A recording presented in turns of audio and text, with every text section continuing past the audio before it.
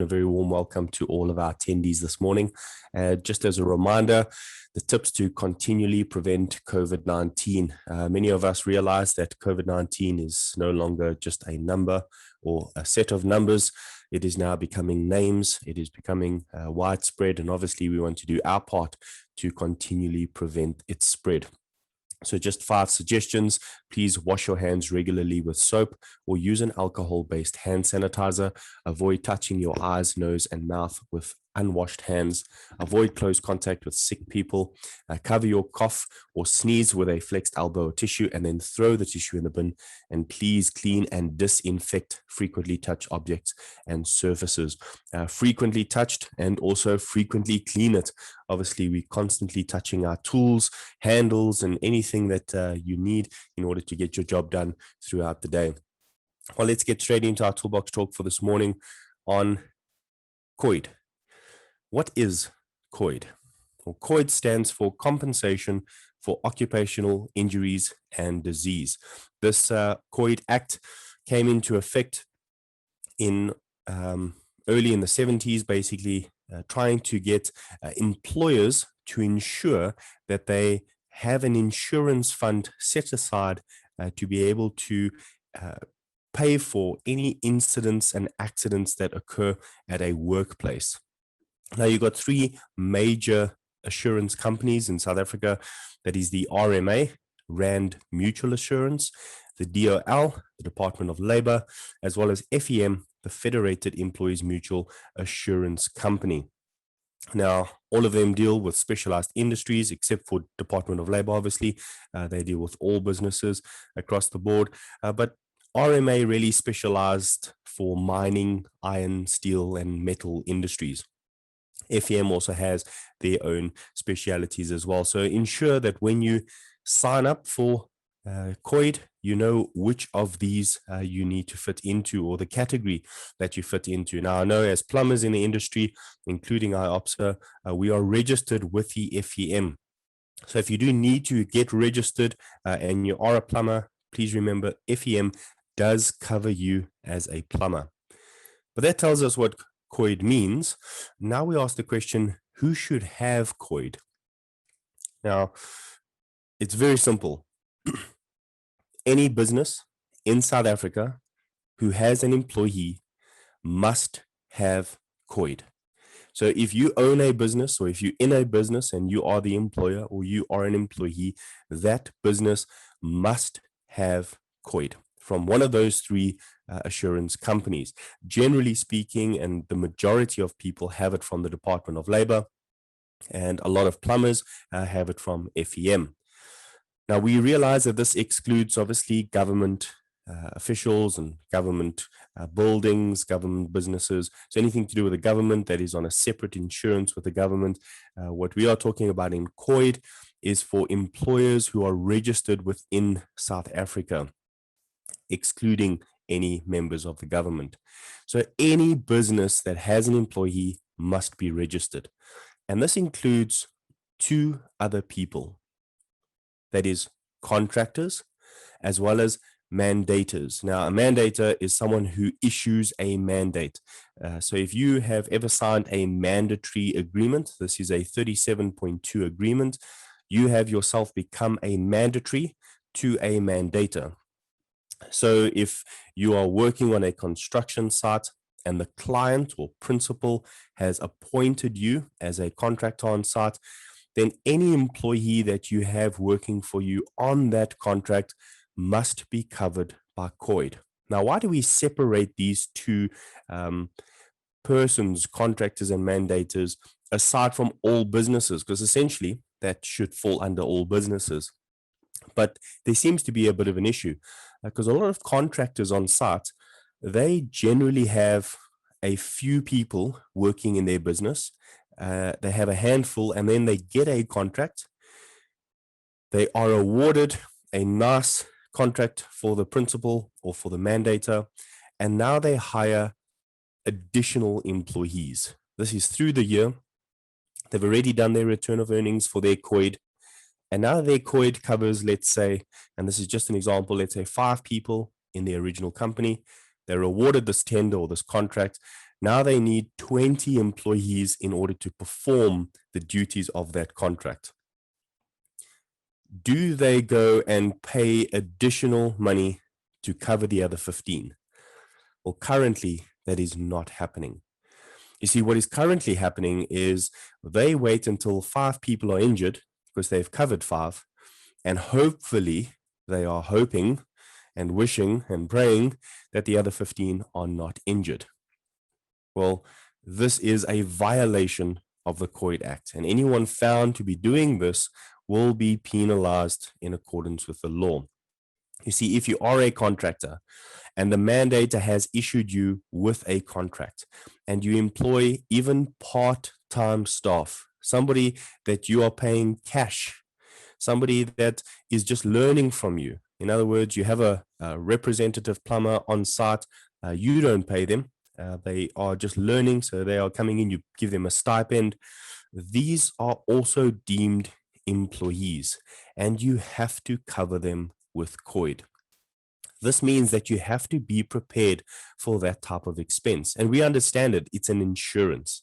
You might think to yourself, every year you're paying for it and you're not benefiting from it. Well, it's the same as having insurance on your car, on your household, or even on your own life.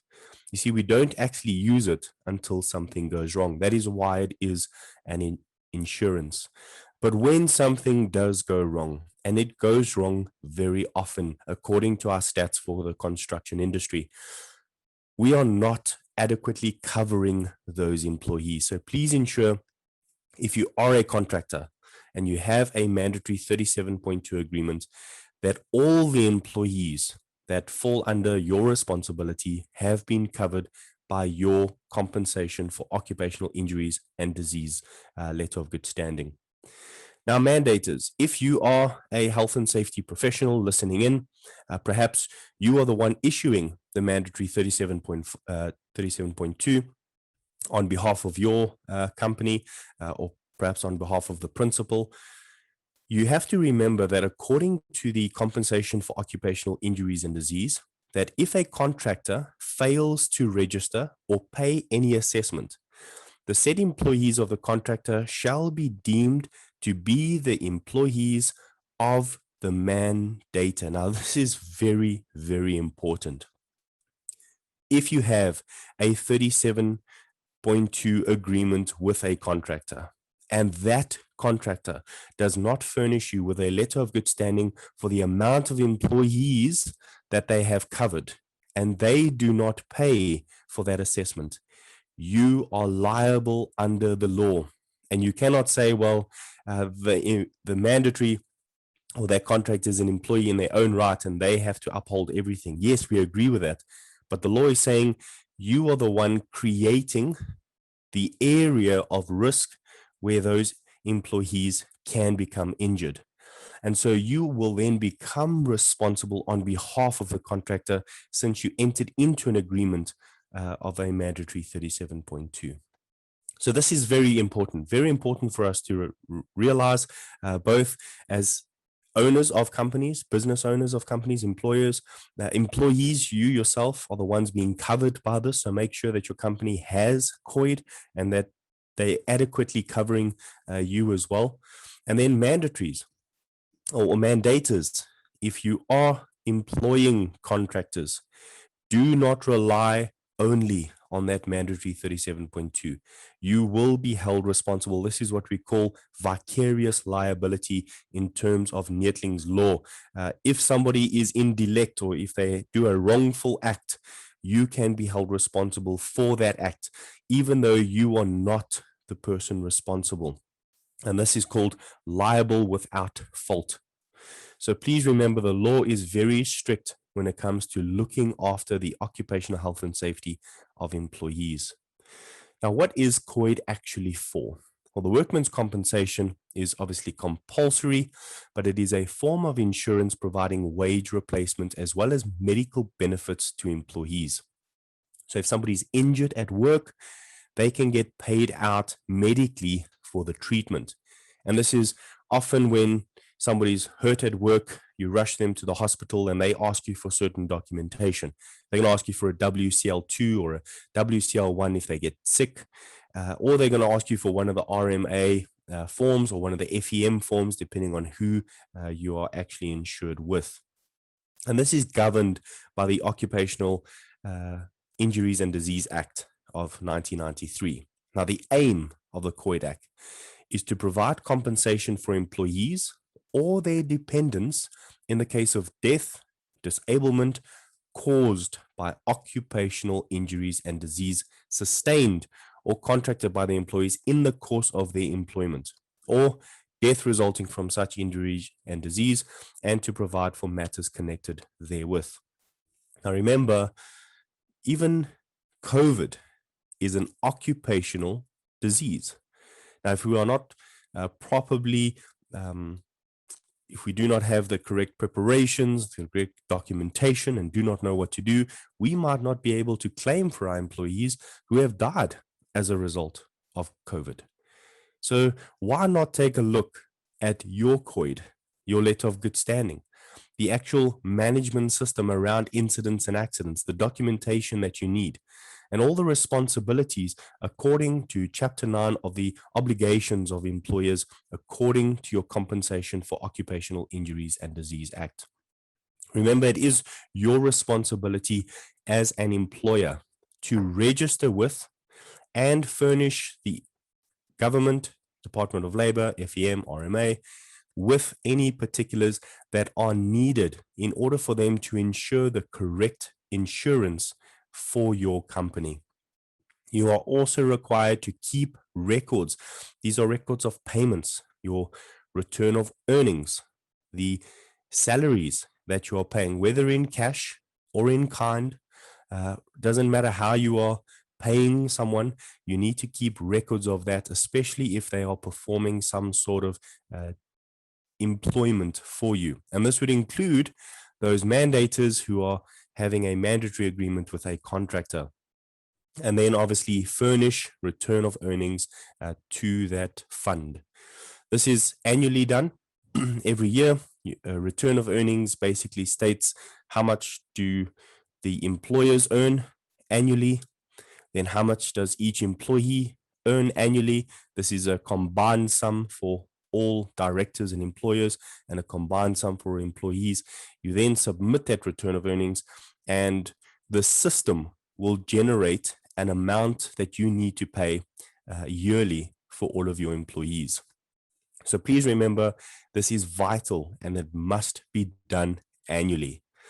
Now work in accordance with your RMA fund, your FEM fund, or your Department of Labor letter of good standing, and ensure that your accountant or yourself, if you are doing it, has submitted the correct return of earnings and that you are ensuring all employees will be covered. Now, what about you as employees? Do you have a responsibility toward COID? Well, for one, the law says that you must notify your employer of any potentially dangerous act or condition. So if you are working and during the course of your work, you see something that is dangerous or you see somebody act in a dangerous manner. Well, we're not talking about schoolyard politics where you are now tittle-tailing on somebody else. That's not really what we want to achieve. We are not children working for companies. We are adults. And as adults, we realize the responsibility and our own personal responsibility to ensure the health and safety of ourselves and the health and safety of others. So if we notify the employer of a potentially dangerous act or a condition of the workplace that could cause injury or disease, we need to notify the employer and recommend certain actions that need to be taken in order to rectify it. Now, you can do this to your health and safety representative, your health and safety manager, officer, whoever is on site, even your supervisor or manager. They will then be able to notify the employer or put in place certain restrictions or certain changes in order to ensure that that dangerous act or condition no longer exists. This can be done by many different forms, often taking the form of maybe discipline. And this is something that we want to try and move away from. Yes, we appreciate companies have disciplinary procedures and you need to follow those disciplinary procedures. But why not start by ensuring everyone involved, including employees, have necessary adjustments within their tasks to include health and safety preparation? This will go a long way in preventing potentially dangerous acts or conditions, thus giving way to the necessity for actual time out because of disciplinary procedures, or somebody potentially losing their job because of a disciplinary procedure. This is something that we do not want to do. We want employees to keep their employment, but at the same time, we want all employees to contribute to a safer, more healthy environment for all employees working there. The second thing that employees must do is to notify the employer of any work-related incident and accident within the prescribed time period. Now, more serious incidents and accidents obviously must be reported immediately. But let's say you are working, you cut your finger, it's not too dangerous, it's not too sore, you haven't cut it off, it's a small cut, maybe with a Stanley knife that you're working with, and you go to the car where you got your first aid kit, you administer the first aid, you put a bandage or a plaster on, then you go home. Well, before you went home at the end of that shift, you needed to notify the employer of what happened to you. Now, you might think, well, it's small. There's nothing serious that happened. Why must I notify them of something so small? Well, let's say that you cut your finger on that Stanley knife, and whatever you're working on, the waste pipes or any of the water pipes that you're working on, let's say there was some sort of virus, bacteria that was lurking in that area. And then your finger starts becoming worse. So that cut turns into something a lot worse. It starts getting infected. And now you need to go and see a doctor. And the doctor says, well, this is quite serious. We need to put you on antibiotics. You're going to need to be booked off for 7 days. And now you're complaining that you're off work, and your employer says, but it didn't happen at work. And since it didn't happen at work, you need to take your normal medical leave or sick leave. If you don't have sick leave, you need to take annual leave. And now you start fighting with your employer because it was something that happened at work. Well, it's not just the responsibility of your employer to ensure that he knows what is happening. It is also the responsibility of you as an individual employee in the company to notify them of any work-related incident and accident. And the prescribed time is major incidents immediately, and any minor incidents by the end of your shift. So please remember that. And the benefit is that you yourself can get medical treatment. And let's say you are booked off work and your contract states that you have already used up your leave, and so you're not getting leave pay. Well, if you are sick for a long period of time, the compensation for occupational injuries and disease will then compensate for the loss of income, as well as for the medical treatment. Now, it's being paid for. The fund is there, but we are not using it. And the reason why we are not using it is we are not prepared. We are not taking our responsibility seriously. And those who desperately do need insurance for medical are not being given the adequate and, let's be honest, the treatment that they deserve as a South African employee, because the correct procedures are not being followed by all parties. So don't just leave it up to your employer. Remember, you as an employee also have a responsibility. Then, as an employee, you may also need to keep records of these incidents. Now, find out from your company, do you have a near miss report? Do you have an incident report, an accident report?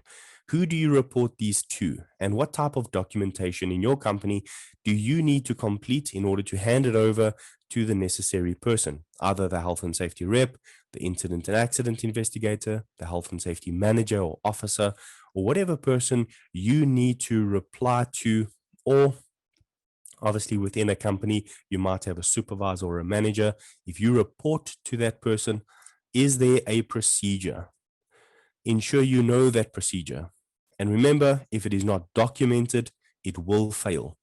Ensure that there is a documented policy and procedure. Ensure that there are documents in place in order to record these types of incidents. Now, according to the government, especially the Compensation for Occupational Injuries and Disease, Section 24 of the OSH Act states that there are certain requirements that employers need to follow. Yes, employers must follow this, but also the responsibilities there on the employee to implement those types of systems. So if you don't know what it is, please try and find out. So why are we saying this? What is the purpose of discussing COID this morning? Well, the Compensation for Occupational Injuries and Disease Act helps us to protect each other as well as ourselves. So do not rely on this insurance. Remember, an insurance is there when things go wrong. Car insurance is there when it gets stolen, when you're in an accident. Do we want these things to happen? Not at all. Nobody wants their car stolen. Nobody wants to be in a car accident. Well, COID is there when you, as an employee, have an incident or accident on site and need to be rushed to the hospital or be booked off work for a certain period of time and need to be remunerated for that loss.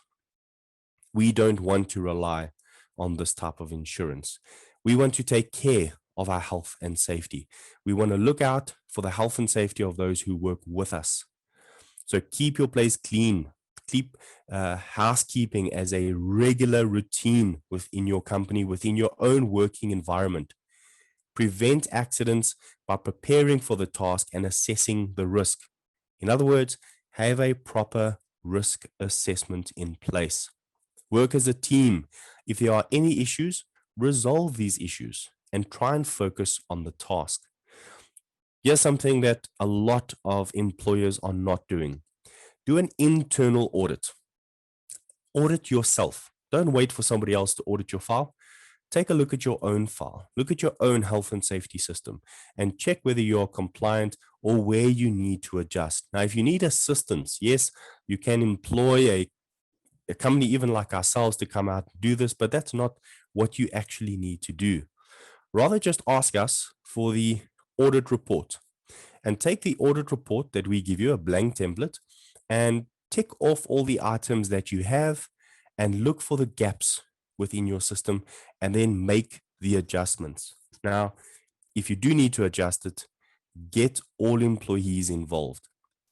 And if all employees are involved, they will then see the methodology, the way, the step-by-step procedure of how health and safety is actually handled within the company. And perhaps they can have more understanding for the health and safety. This can become more routine and it will work a lot better because the more people that are involved, the more assistance you will get out of your system. Well, thank you very much for joining us this morning for the COID Compensation for Occupational Injuries and Disease Act Toolbox talk. Obviously, we don't want to forget about COVID. As we mentioned in the beginning, there are certain steps that we want to do or take to prevent it, but also IOPSA has brought you a free COVID compliance officers course, as well as a COVID awareness course for all employees. Now, if you want information on that, you can simply WhatsApp the number that's in front of you, send an email to chris@ohss.co.za, or you can use these other two email addresses, that is safety@iopsa.org on the top left-hand side of the screen, on the top right-hand side of the screen, info@ohss.co.za.